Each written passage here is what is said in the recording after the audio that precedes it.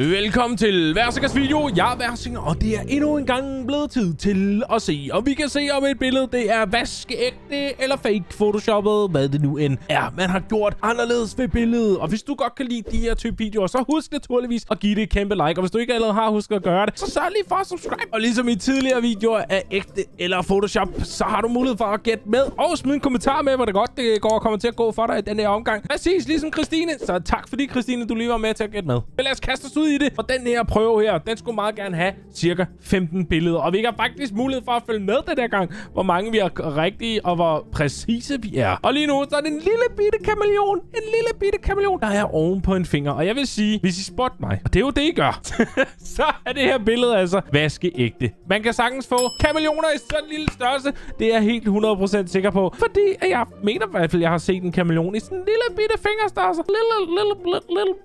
Nu kan I ikke se en død. Sådan der. Nu har vi en ko. Det er faktisk en helt okay ko. Ikke den sødeste ko, men det er en helt okay ko. Jeg mødte godt nok mange kører dengang, jeg var ude og spille Pokémon Go. Jeg ved ikke, om jeg har set den video. Anyways, det handler om den her ko lige her. Fordi vi skal finde ud af, om det her billede er vaskeægte eller fake. Og den her ko, den ser godt nok photoshoppet ud. Den passer ikke ind. Jeg synes ikke, skyggerne passer ordentligt. Den ser bare, den ligner måske i samme race, men den passer ikke ind der. Den er alt for høj i forhold til den ko, der er her og sådan noget. Det er fake. Og det var også helt korrekt. Ej, den viser endda, hvordan det er faked. Det kan jeg godt lide. Det er jeg faktisk fan af. Der kan vi bare se 100% accurate so far. Det er altså super godt, det her. En bald eagle ørn. Og hvis at når man hører i filmen, når man hører det der ørneskrig, så er det slet ikke sådan en ørn her siger. Dens ørneskrig er faktisk meget mere nederen. Det er sådan en mega fæsent ørneskrig. Men lige så bare har de valgt en anden ørn, som lyder lidt sejere. Jeg tror faktisk, det er sådan det, der hedder red-tail hawk. Men er det et ægte billede eller ej? Næbet, tror jeg, det er det, vi skal kigge på. Men har den ikke meget længere næb, den der? Hvis vi nu googler... Nu prøver jeg vil kalde det her snyd. Så den her, den tæller måske ikke. Men lad os lige google det. Og hvis vi kigger på en bald eagle her, så kan vi se, at den næb er rimelig spids. Skal den bruge til, når den skal hokke ned i sit kød, sit bytte jo. Så jeg vælger at sige, at den her, den er nok fake. Hvad? Hallo? Det var med det billede, jeg viste lige for 2 sekunder siden. Okay, vi har en præcision på 67% nu.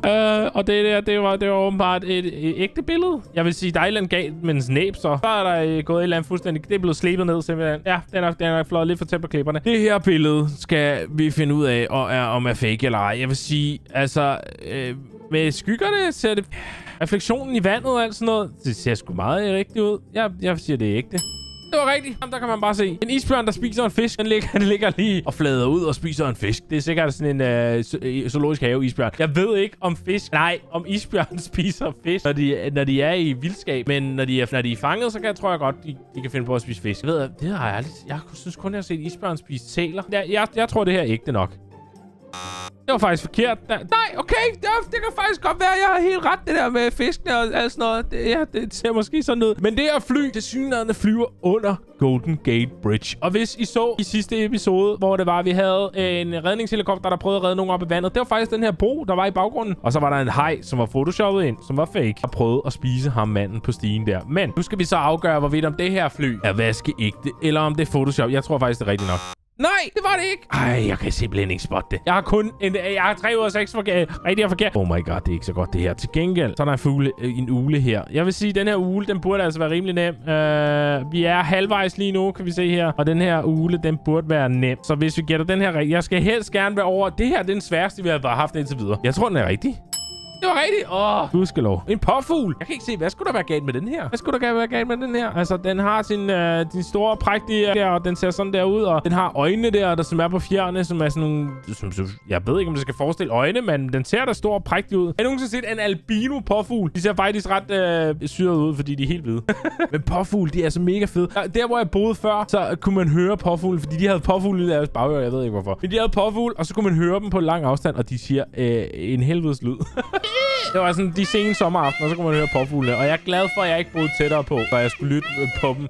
Men nogle gange, når vi gik tur med hundene, så kunne man høre det. Men der er ikke noget fake ved den her.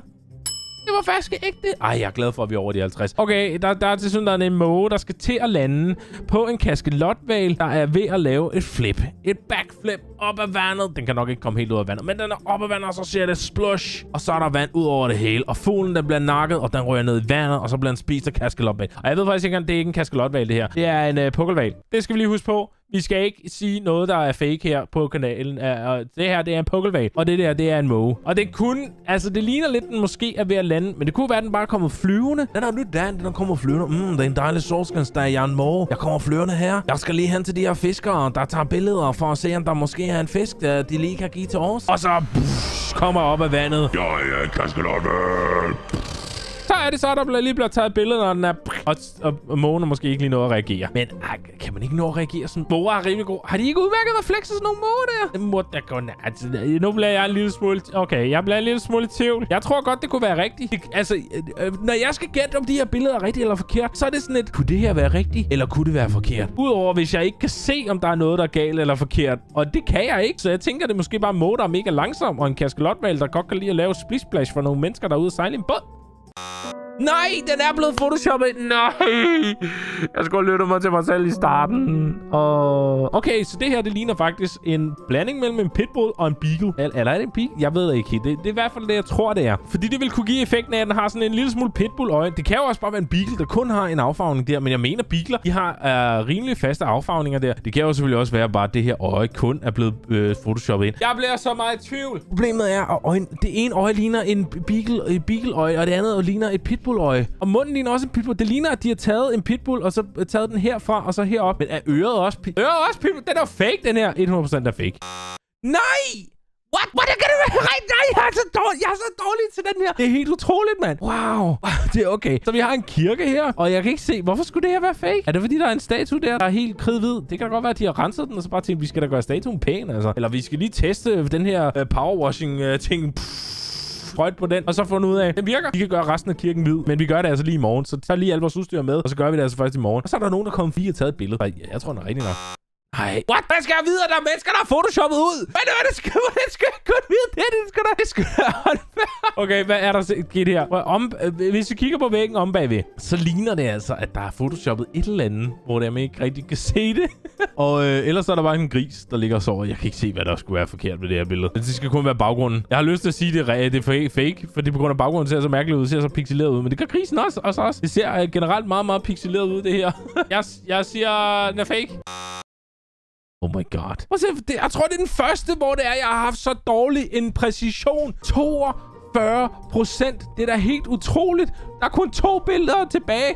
Nej. Altså, okay. Vi har et sted ude i ørkenen, og der tordner det for en gang skyld. Jeg tror ikke, det er så tit, det tordner ude i ørkenen. Men om sommeren, så gør det bedst. Fordi der er nogle gange nogle lavtrykker, nogle højtrykker, noget koldt, noget varmt, der mødes. Så siger det... Så kommer det strøm imellem, og så siger det... Pow! Så er der lyn, der slår ned. Det er sådan, det fungerer. Velkommen til, I nu alle sammen uddannede meteorologer. Men det er jo ikke det handler om, det her billede. Det handler om det er vidt, om det er real eller fake. Og jeg vil sige, jeg har meget svært ved det jo. Altså, indtil videre, det går mig ikke særlig godt med at få gættet de her billeder. Altså, jeg vil ikke... Der kan jo godt være... Nej, det må være fake. Pointen er jo vel, at der ikke er så tit er tordenvejr ude i ørkenen, er det ikke det? Jeg ved ikke. Min verden er braget så fuldstændig sammen. Jeg ved det ikke. Det var rigtigt. Ja, fordi min tanke var netop, at de har taget et rigtigt billede af ørkenen, og så har de gjort det mørkt og ændret det, og så gjort, at der var storm og sådan noget. Ja, men så kan man bare sige, der havde jeg ret. Men til gengæld, er der nogen, der har taget et billede af en luftballon? Hvad det ved jeg ikke. Det kan da godt... Ja, det er da rigtigt nok, er det ikke? Hvad skulle der være i baggrunden? Jeg forstår... Jeg kan ikke gennemskue de her... Jeg kan ikke gennemskue, om de er rigtige eller forkert. Okay, det er rigtigt der. Det er forkert! Nej, hvad? De har sat en himmel ind, fordi det andet billede var kedeligt. De har sat skyer ind og alt muligt. What the hell, man? Ej, come on. Giv mig en chance. Okay, hvis jeg skal have 50% korrekt på den her, så skal jeg gætte den rigtigt nu. Oh my god. Altså, det er da helt utroligt. Jeg bliver helt forbløffet. Okay, lad os se. Det er en vaskebjørn. Inde i en lille hytte. Og hvad skulle der være photoshoppet ud? Skulle der være photoshoppet en anden vaskebjørn væk, eller hvad? Det er da bare en sød lille vaskebjørn, der gemmer sig lige ind i en lille hul, hytte-ting, hus. Og så er det der, den er. Og så er den klar til at komme ud, når den skal vaske. Altså, ja. Ved I forresten, hvorfor det hedder vaskebjørn? Det er jo så lidt unfair, at jeg spørger om det, fordi jeg ikke rigtig mulighed for at svare på det. Men det hedder det faktisk, fordi at de som regel tager deres mad, og så vasker de det. De kan ikke godt lide at vaske mad. Så gør de det. Ja. Så hvis du giver dem et stykke tøj eller sådan noget, hvis du skal vaske sokker, giv dem til en vaskebjørn, så går den hen. Så begynder den at vaske det. Så skal du bare skynde dig at tage det fra dig, inden den begynder at æde det. Men jeg tror, det her billede, det er rigtigt. Yes! Jeg gjorde det! Jeg fik et bad. Hallo. Nå. Jeg havde ikke 50%. Jeg havde glemt, det var 15 billeder. Nej! Vi har kun 47% præcision. Oh my god. Til dem af jer, som var med til at gætte med den her omgang, så vil jeg bare lige sige, I må meget gerne skrive, om I var langt bedre end V-Man. Fordi hvis det er, ja det, så undrer det mig ikke overhovedet som helst. Men tusind tak, fordi du så med i den her omgang. Og det, du skal til nu, er, at du skal trykke ind på den næste video. Her for mig, Versing af, og så ses vi bare i den. Hej hej!